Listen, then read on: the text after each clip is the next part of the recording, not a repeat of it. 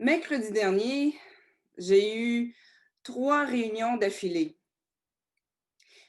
presque 9 heures consécutives sur Zoom.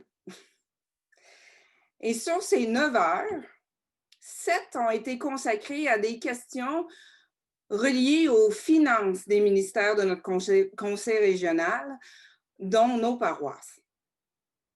Ça, dans une église où, de façon générale, parler d'argent rend les gens mal à l'aise.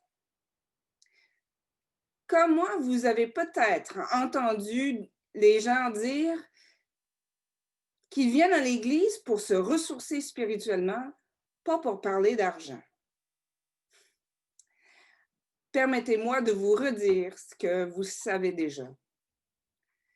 Dans l'église, il y a un temps pour tout, même pour parler d'argent. Pour au moins 2 bonnes raisons. Premièrement, parce que au jour le jour, concrètement, sur le plancher des vaches, comme on dit, faire église coûte de quoi? Deuxièmement, oui, le ressourcement spirituel est un aspect fondamental de la vie chrétienne, mais ce n'est pas uniquement pour notre bien-être personnel. Dans nos ressources moments, comme on les appelle souvent à Saint-Pierre, l'Esprit du Christ travaille en nous et parmi nous afin de nous équiper pour bâtir le royaume de Dieu.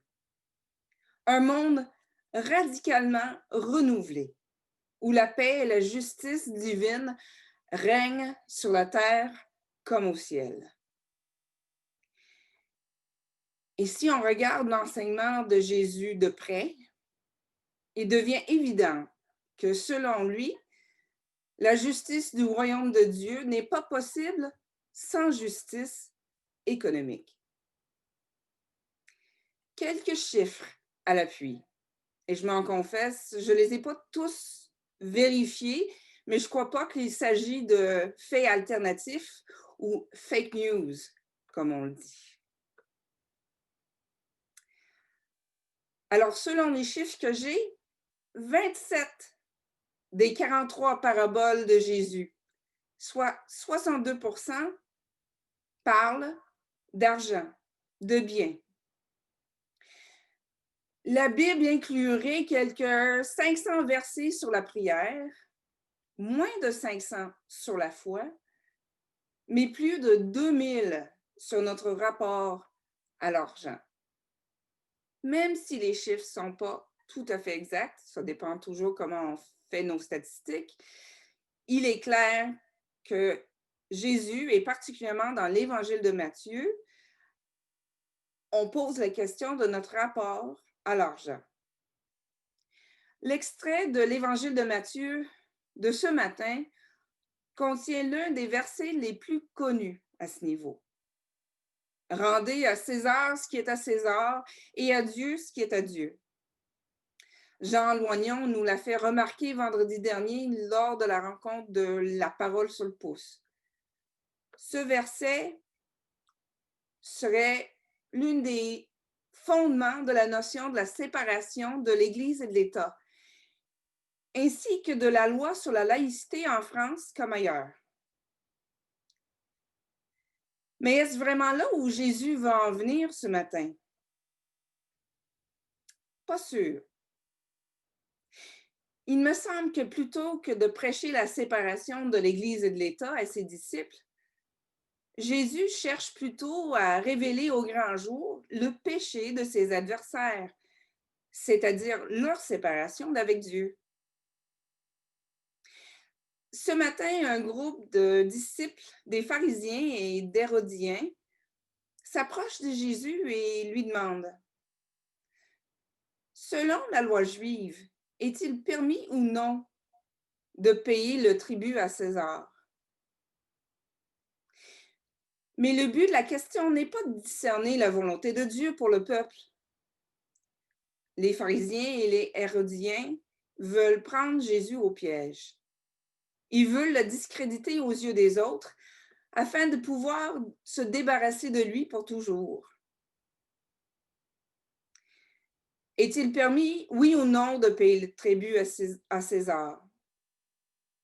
Si Jésus répond oui, oui, il est important de payer des taxes, c'est les taxes qui nous permettent d'améliorer la qualité de vie de tout le monde, d'avoir un réseau routier, un système d'égouts et toutes les commodités modernes.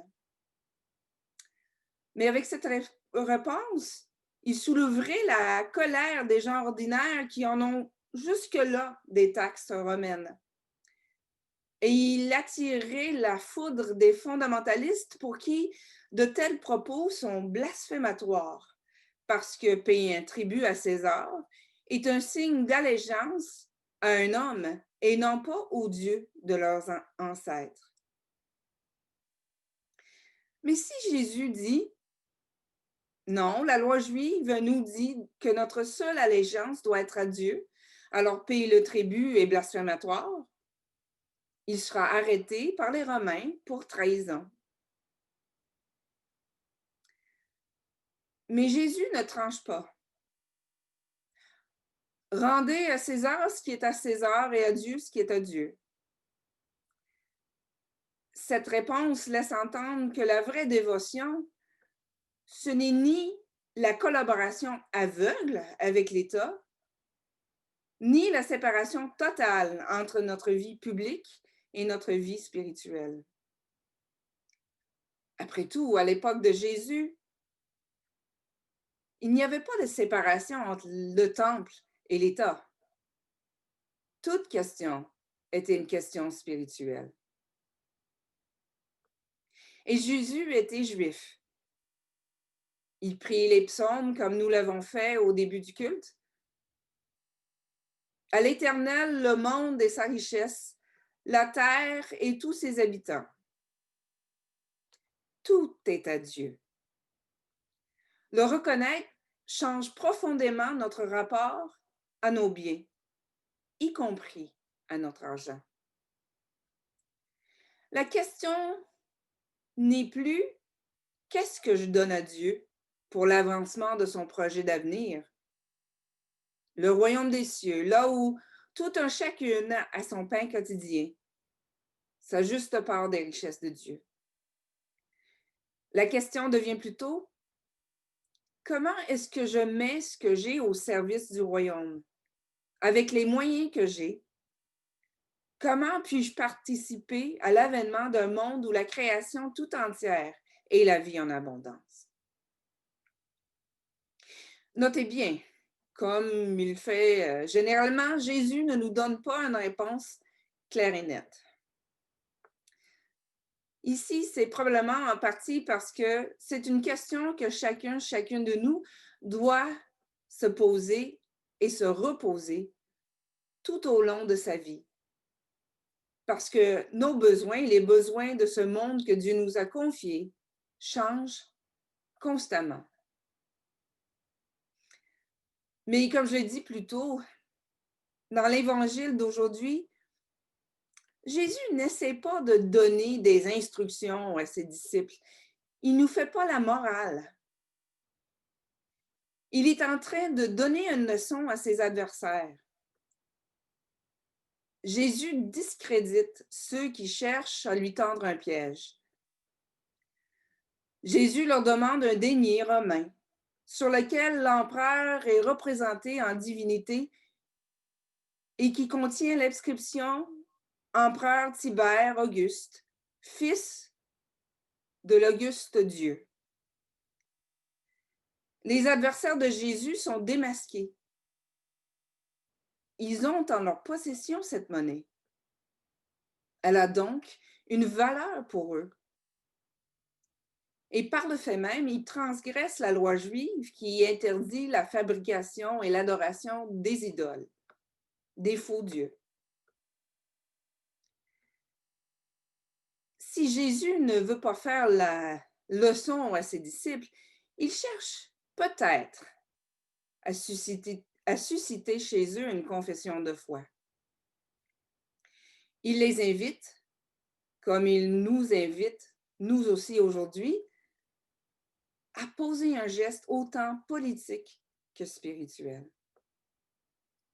Jésus nous invite à le choisir ou à le rechoisir dès aujourd'hui. En qui mettrons-nous notre confiance? Qui déterminera le cours de notre vie spirituelle et citoyenne? César ou Jésus? Le faux ou le vrai Fils de Dieu? Qui sera notre sauveur? Un homme de Dieu ou un homme d'État?